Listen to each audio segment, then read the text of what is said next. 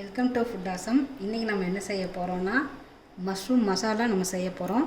இது வந்து ட்ரையாக தான் நம்ம பண்ண போகிறோம். இது வந்து சப்பாத்தி ரொட்டிக்கு ரைஸு கூட வச்சு சாப்பிட்லாம், ரொம்ப நல்லாயிருக்கும். அது எப்படி செய்யுதுன்னு வீடியோவில் பார்க்கலாம்.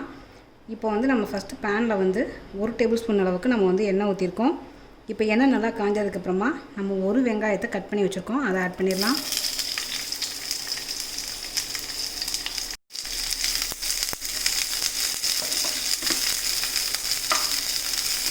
இந்த வெங்காயம் வந்து நல்லா பச்சை வாசனை போய் பொன்னிறமாக வர வரைக்கும் நல்லா நம்ம வதக்கிக்கலாம். அப்போ தான் நமக்கு வந்து மசாலா நமக்கு நல்லா டேஸ்டியாக கிடைக்கும். இப்போது வெங்காயம் நல்லா வதங்கிடுச்சு. இப்போ கொஞ்சமாக நம்ம கருவேப்பிலை சேர்த்துக்கலாம். அது கூடவே நம்ம 1 டீஸ்பூன் அளவுக்கு இஞ்சி பூண்டு பேஸ்ட்டு போட்டுக்கலாம். இல்லை நீங்கள் வந்து இஞ்சி பூண்டு பேஸ்ட்டாக போடலைன்னா நீங்கள் நச்சு கூட போடலாம். நல்லா இஞ்சி பூண்டு போட்டதுக்கப்புறமா நல்லா நீங்கள் வதக்கிடுங்க. இல்லை வெங்காயம் நீங்கள் கூட சேர்த்துக்கனாலும் சேர்த்துக்கோங்க. இது கூடவே நம்ம வந்து நறுக்குன குடமிளகாய் வந்து ஒரு 1/2 கப்பு நம்ம எடுத்துக்கலாம்.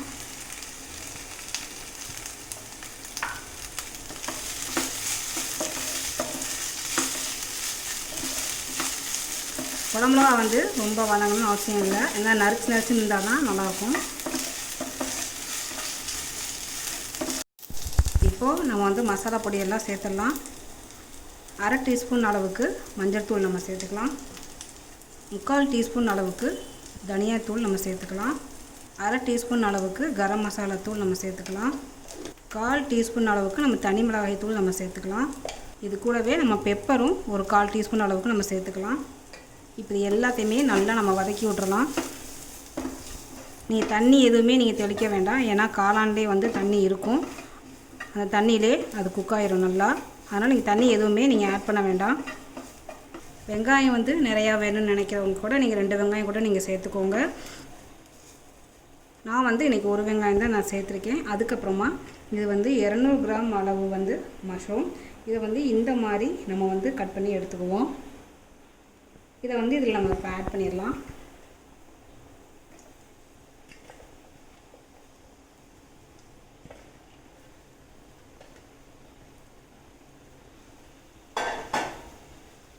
இப்போ அதை நல்லா கிண்டி விட்டுருங்க.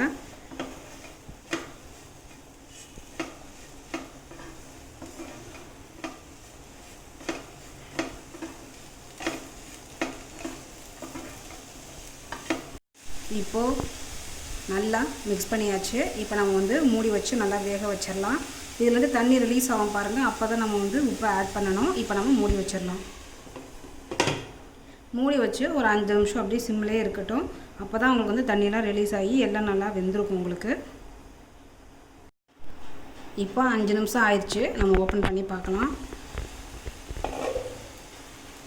அந்த காளான் உள்ள தண்ணியெலாம் நல்லா ரிலீஸ் ஆகிருக்கு பாருங்கள்.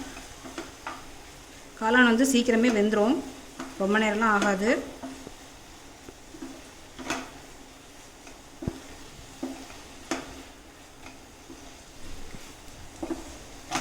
காளானில் வந்து நிறைய ப்ரோட்டீன்ஸ் இருக்குது, விட்டமின்ஸ் இருக்குது.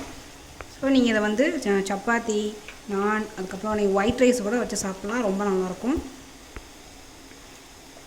இப்போ நம்ம வந்து மசாலாக்கு தேவையான உப்பு நம்ம சேர்த்துடலாம்.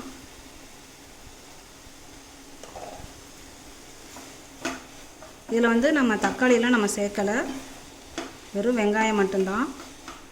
அந்த வெங்காய டேஸ்ட் மட்டும்தான் அதில் இருக்கும்.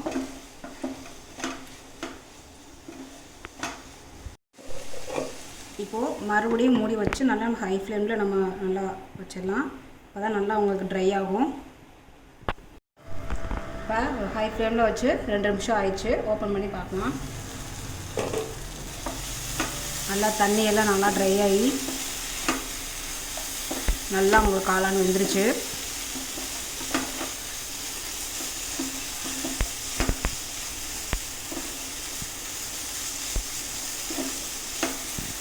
இது ரொம்பவே சிம்பிள், உங்களுக்கு செய்கிறதுக்கு ரொம்ப நேரம் ஆகாது.